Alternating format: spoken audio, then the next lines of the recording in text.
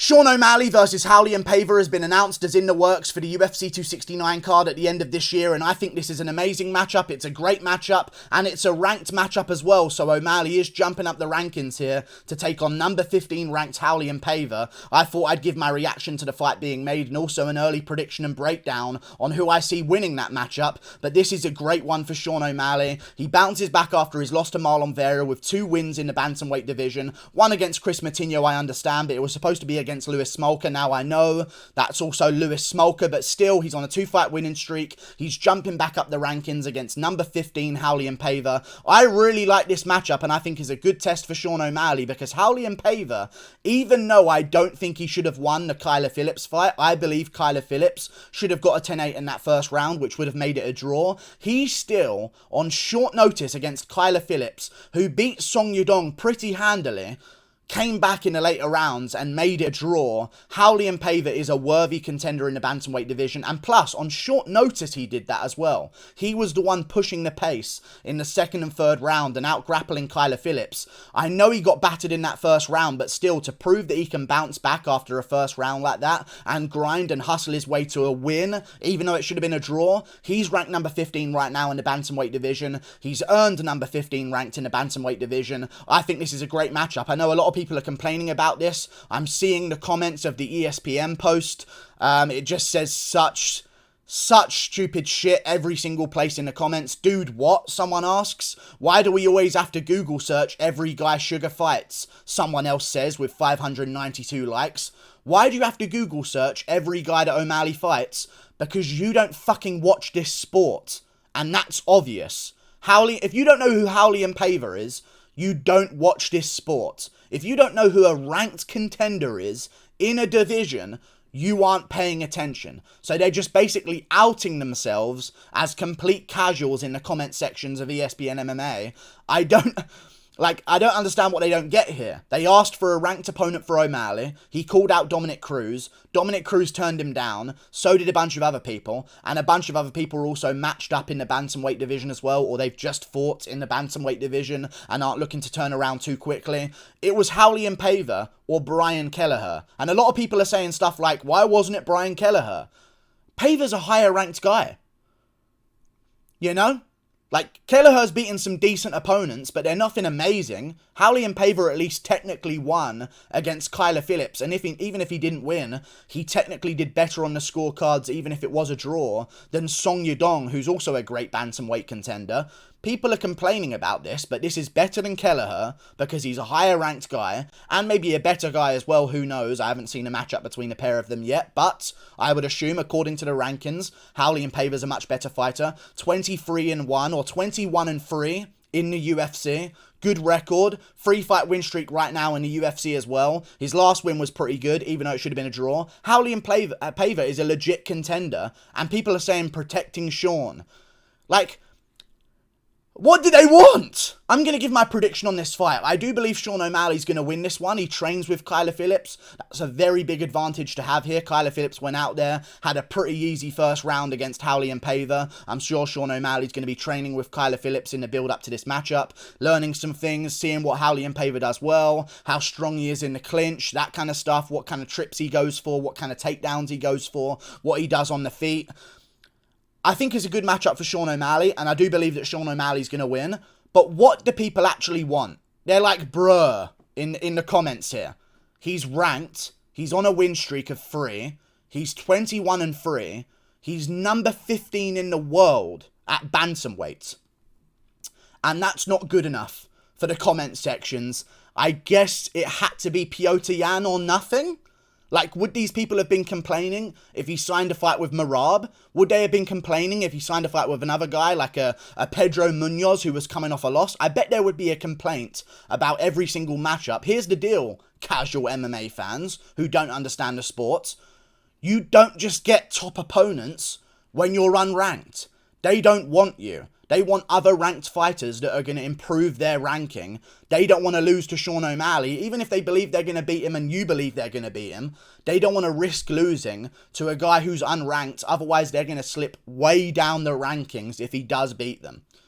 Like, O'Malley called out guys, They ignored him or turned him down, obviously, because he's unranked. He hasn't earned those big name fights yet. So he's taking on the number 15 guy to get himself ranked so he can call out those big names. I think this is a great matchup for Sean O'Malley. Raulian Paiva is good on the feet. He's got some KOs in the UFC. He beat Mark De La Rosa by KO. Not the greatest of wins, don't get me wrong, but he dusted him up pretty easily and made him look like Mark De La Rosa. So good job there by Raulian Paiva. And not to mention his only 2 losses in the UFC that he has are a split decision to Kai Kara France, which arguably he could have won if you go back and watch that fight. And the other loss that he has is to Rodrigo Bontorin, who was beating but got stopped because of a cut over his eye. He was winning that fight against Rodrigo Bontorin. He was doing okay in that fight against Rodrigo Bontorin, who's a top 10 flyweight in the UFC coming off a win against Matt Schnell. Kai Kara France is taking on Cody Garbrandt next. He's a top 7 guy in the flyweight division.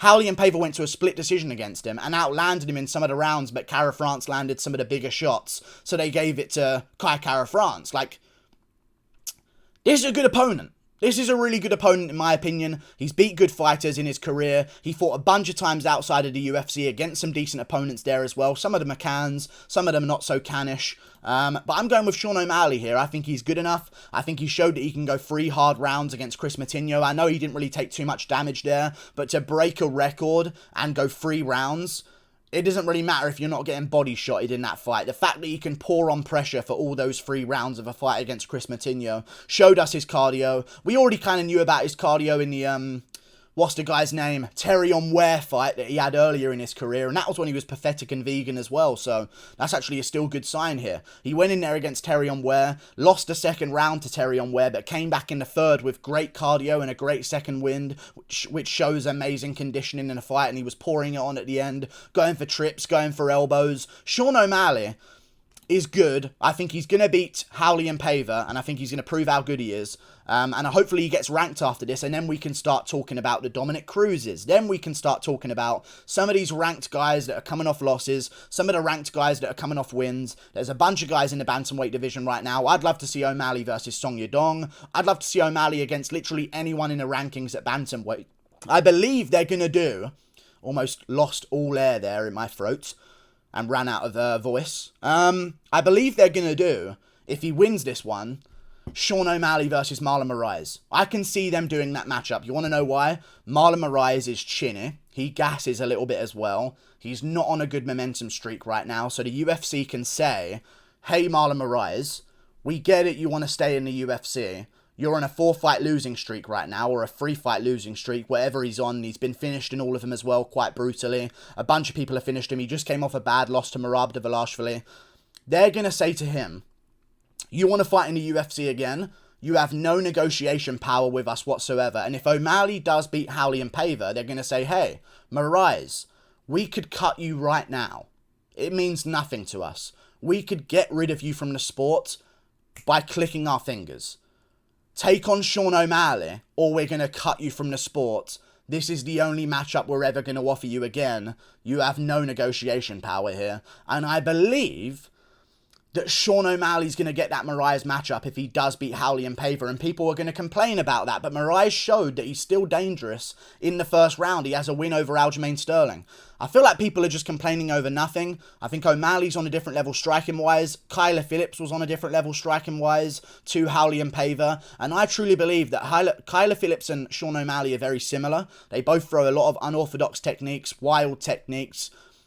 But O'Malley is more technical than Kyler Phillips. And where Kyler Phillips made mistakes against Raulian Paiva is that he went all out for the finish and was a bit sloppy in those moments as well. Went for multiple attacks that were so wild. He was swinging haymakers, going for head kicks over and over again, going for wheel kicks over and over again as well. And he wasn't really going to the body, wasn't really going to the legs. He was headhunting against Raulian Paiva for a first round KO. And he was so wild. Even in the second round, he was wild. He got sloppy. He got taken down because he was off balance in certain moments as well. Sean O'Malley is Kyler Phillips, but a little bit more composed out there. He's not swinging crazy, right down the pipe with every single shot. There's so much more feints going on as well than Kyler Phillips. Front kicks to the body, leg kicks as well. I think he goes out there, picks apart Raulian Paiva. And I want to say this as well. I called this. I don't know what video I called it in, but I called this. And I've been saying this, and hopefully people remember me saying this, and like, are going to testify to this in the comments maybe. I said that they were going to do Sean O'Malley versus Raulian Paiva next. As soon as I saw Raulian Paiva get ranked for his win over Kyler Phillips, I'm like, O'Malley's going to want to avenge his teammate. It's a good matchup for him. Raulian Paiva's nothing crazy, but he is a top 15 guy in the UFC. And I've got all these comments. Let's just go back to the fucking comments of these ESPN posts. I mean, it's delusional. It's really delusional. But, you know, and then even Brian Kelleher's like, sitting there like, well, I got ignored, I guess. Like, you announced a fight before it even happened, and you're lower ranked than Raulian Paiva. You didn't beat Kyler Phillips. You beat some random guy. You know what I mean? Like, I believe Sean O'Malley has taken the better opponent that he could find, which is Raulian Paiva. I was worried that he was going to re-sign a Lewis Smolka fight at one moment, because I saw an interview where he was saying, I'll just beat up a bunch of unranked guys and improve my contract before I jump up against another level of competition. I'm glad he chose a ranked opponent here. The guy's 21-3 in MMA, and I want to tell you this as well. When you look at Sean O'Malley's record, he's beaten some good fighters in his career, and people are acting like he's fought absolute cans. O'Malley beat Thomas Almeida, who had only lost to guys like Rob Font. Martinez beat him in a close decision fight, but he lost to Rob Font by KO. He got finished by Cody Garbrandt as well, but he was 22-4 when he fought O'Malley. I know he was on a losing streak. I completely understand. But he was 22-4. Look at, like, O'Malley's getting called a can crusher. Look at Tommy Fury's opponents. Look at, like, boxers' opponents. They come in there 1-20. Call them can crushers. A boxing opponent comes in 2-5 to take on the undefeated prospect. Call that undefeated prospect a can crusher all you want. He's taking on people who are 22-4. Like, this guy's 21-3. These aren't cans. They're good fighters that have trained their whole life to do it, and they want to be world champions, and Raulian Paiva's 25. So this isn't like an older guy who's over the hill, who's had his damage in his career. He's young, he's fresh, he still has all of his aspirations, he's new to the game, and he's somewhat good, and he could pose some problems for O'Malley. I just don't see him doing that whatsoever. If you look at the stats, let's compare a couple of these. O'Malley has a 62% striking accuracy, Raulian Paiva has a 43% striking accuracy, that's not too good for him. O'Malley has a 65% striking defense, Raulian Paiva has a 50% striking defense. Raulian Paiva's going to want to grapple here. He only has a 27% chance at taking someone down. O'Malley's takedown defense is 60%. His submission average is 0.6, higher than Raulian Paiva's, so he's more of a jiu-jitsu guy than Raulian Paiva is, and Raulian Paiva's going to want to get this one to the ground anyway. Strikes per minute landed, 4.24 for Raulian Paiva. O'Malley, 8.25. Now, that is skewed a little bit by the Chris Matinho fight, because he literally was just a heavy bag with eyes, but even still, O'Malley's great. I think he's going to win this one. I think he can beat some of the top contenders. But people, you just need to acknowledge what you're doing. If you're watching this video and you wanted me to shit on the choice of opponents that O'Malley's taken on, like, Makhachev was ranked top 10 and he was looking at number 15, and people called him a god for winning. Moises is 3-3 in the UFC, or should be 3-4 in the UFC, because he didn't win his fight against Bobby Green. Shouldn't have even been ranked number 15, okay? Makhachev was top 10, I believe number 8 in the world, took on number 15, beat him, and people started saying he was going to beat the champion off of his performance against number 15. But when O'Malley takes on number 15, he's fighting a can again. Like, I don't get the difference, but it's a great matchup. It's a really good matchup, in all honesty. But it's going to be a good one. I can't wait for it. One thing I do want to mention about this as well is this is probably going to be on the prelims, right? Probably is going to be on the prelims. Like, people are saying, when are they going to give him a ranked opponent, lol?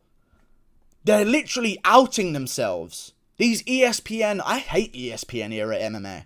I hate the ESPN era. We're filled with casuals right now, and I hate every second of it. I really do.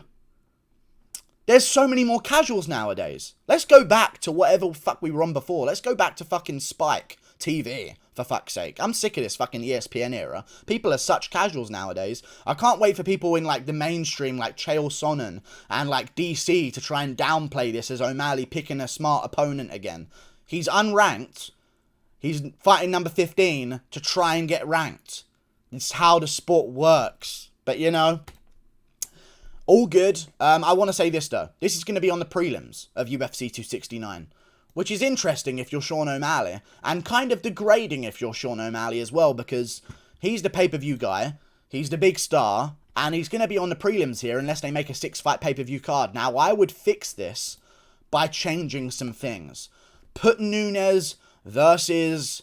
Is she even on that card? Oh, she is. God, that's just hogging up a position on the main card.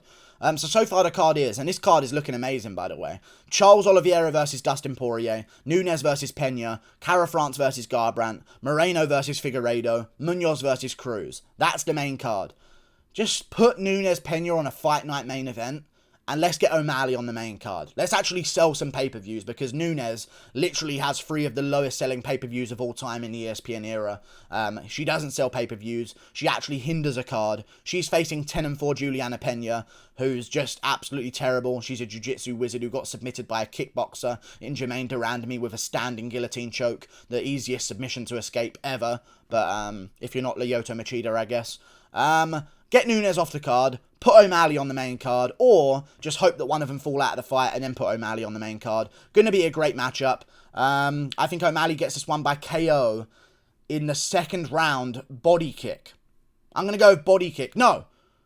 Front kick to the stomach. I think he sets Raulian Paiva up with leg kicks, spins him round a couple of times, lands some good shots to the chin. Raulian Paiva might have some moments. Maybe he goes for a takedown, gets it, but O'Malley works his way back up to his feet. Raulian Paiva lands a couple of knees against the cage. O'Malley separates, breaks away, lands a couple more shots again. People are going to say, well, he couldn't KO Chris Moutinho. How's he going to KO a number 15 guy? Moutinho's objective was not to win. His objective was to not get KO'd. When you're trying to win like Raulian Paiva will be, you're leaving yourself vulnerable, you're throwing shots, you're really throwing shots to try and KO your opponent, which leaves yourself open and your chin exposed. You're not just covering up, wading forward like Homer Simpson the entire time. I'm going to go with Sean O'Malley here. Front kick into the stomach in the second round, slowly breaking down Raulian Paiva's posture with leg kicks and body kicks, and that front kick to the stomach mainly. Lands that front kick to the stomach again. Paiva starts hunching over. Then he goes for a question mark kick. Paiva goes to block the front kick to the stomach that he thinks is coming. The question mark kick goes over the top. Rocks Raulian Paiva. O'Malley finishes off with hammer fists, much like he did against Jose Alberto Quinones. O'Malley second round KO. And then we can talk about top 10 opponents. Calm down, you casuals. Like and subscribe. Thank you for watching. Click that button up there. Toodle pip. I'll see you later. Goodbye.